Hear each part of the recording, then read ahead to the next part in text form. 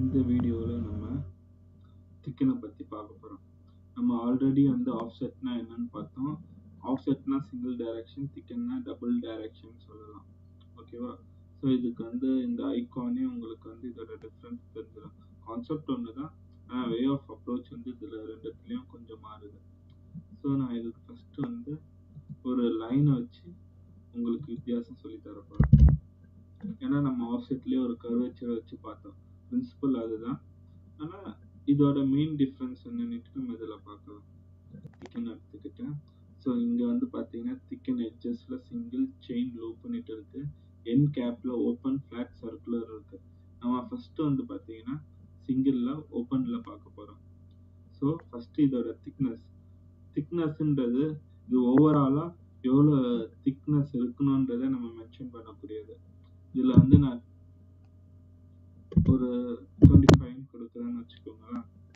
கொடுத்துட்ட பிறகு இந்த டைரக்ஷன் காட்டுறதுல இது இந்த டைரக்ஷனில் தான் நம்ம கொடுக்க போகிற வேல்யூ ஆஃப்செட் ஆக போகுது. ஸோ நான் ஓவரால் வேல்யூ 25 கொடுத்துட்டேன். ஸோ சிமெட்ரிக்கல் மெத்தட் பொறுத்த வரைக்கும் பார்த்தீங்கன்னா நான் 12.5 கொடுத்தேன்னா ரெண்டு பக்கமே 12.5 சேர்த்தா 25 வந்துருச்சா. இதில் asymmetrical methods இருக்கு திக்கன்ல. ஸோ நான் என்ன பண்ணேன்னா இந்த லைனை கிளிக் பண்ணுறேன், அதே 25 கொடுக்குறேன். ஸோ இந்த டைரக்ஷன் காட்டுறேன். எனக்கு இந்த டைரக்ஷனில் 15 வேணும். கொடுக்கும்போது ஓவராலாக அதோட திக்னஸ் 25, எனக்கு மட்டும் 15 வேணும்னு கொடுத்துட்டேன். ஸோ பார்த்தீங்கன்னா இந்த சைடு 15, இந்த சைடு 10, ஓவராலாக பார்த்தீங்கன்னா 25. இது பார்த்தீங்கன்னா asymmetrical மெத்தட்னு சொல்லலாம். ஓகே, இதுதான் பார்த்தீங்கன்னா நம்ம காமனாக திக்கனுக்கும் ஆஃப்செட்டுக்கும் இருக்க மெயின் வித்தியாசம்னுட்டு கூட பார்க்கலாம். அடுத்து நான் இதையும் ஒரு ஆர்க் மெத்தட்ஸ் வச்சு சொல்லித்தரேன். ஸோ இப்போ டிஃப்ரென்ஸ் என்னன்னு பார்த்துட்டோம்.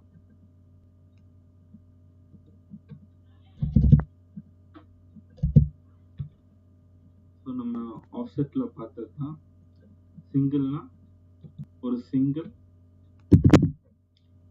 லைனை மட்டும் இல்லைன்னா ஆர்க்கை மட்டும் குறிக்கக்கூடியது.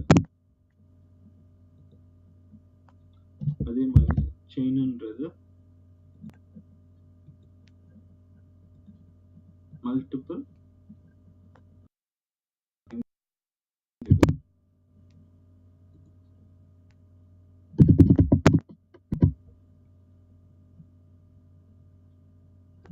ஸோ இதில் லூப்னுட்டு நம்ம சொல்லக்கூடியது பார்த்தீங்கன்னா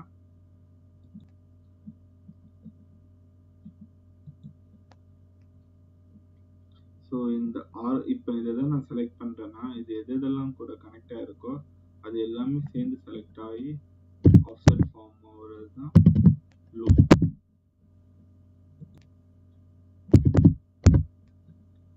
ஸோ நான் வெறும் 25 கொடுத்தேன்னா ஒரு டைரக்ஷனில் மட்டும்தான் ஃபார்ம் ஆகும். இதுவே நான் ரெண்டுத்துக்கும் ஈவனாக கொடுத்தேன்,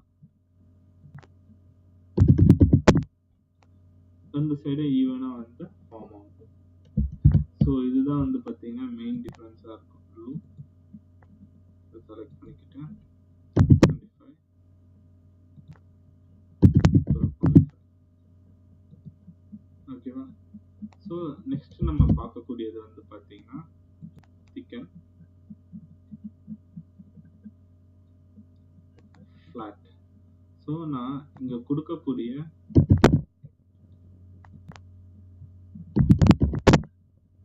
இந்த ஆஃப்செட்டுக்கு க்ளோஸ்ட் எண்டாக இருக்கும். ஸோ இதை மோஸ்ட்லி பார்த்தீங்கன்னா எந்த மாதிரி கண்டிஷன்ஸில் யூஸ் பண்ணுவாங்கன்னா லூப் கண்டிஷன்ஸில் தான் அதிகமாக யூஸ் பண்ணுவாங்க. ஸோ நான் உங்களுக்கு லூப்லேயே இதை சொல்லித்தரேன். ஃப்ளாட்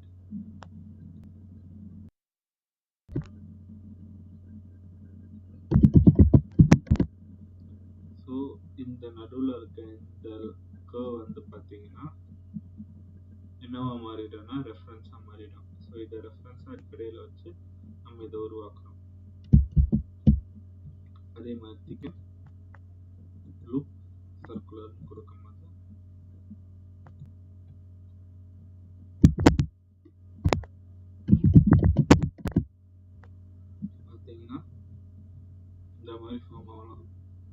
உங்களுக்கு ஒரு டவுட் வரும். சப்போஸ் சிமெட்ரிக்கா தான் கொடுத்துருக்கான், சிமெட்ரிக் ஓகே, சிமெட்ரியில் ஃப்ளாட்னஸ் கூட ஓகே, இதே சிமெட்ரிக்கலில் சர்க்குலர் எப்படி இருக்கும் அப்படின்னு நினச்சிங்கன்னா 25 கொடுத்துட்டேன், ஒரு ரெண்டு வந்து 15 கொடுத்துட்டேன். ஸோ இதை பொறுத்த வரைக்கும் இந்த ரெண்டு லைனோட எட்ஜ் இருக்குல்ல, இந்த ரெண்டு எட்ஜை அடிப்படையாக வச்சு தான் இந்த சர்க்குலர் ஆர்க் ஃபார்ம் ஆகும். இதுதான் வந்து பார்த்தீங்கன்னா திக்கன்னுட்டு நம்ம சொல்லலாம். இந்த வீடியோ பிடிச்சிருந்துச்சுன்னா ஷேர் பண்ணுங்க, லைக் பண்ணுங்க, கமெண்ட் பண்ணுங்க, மறக்காம சப்ஸ்கிரைப் பண்ணுங்க.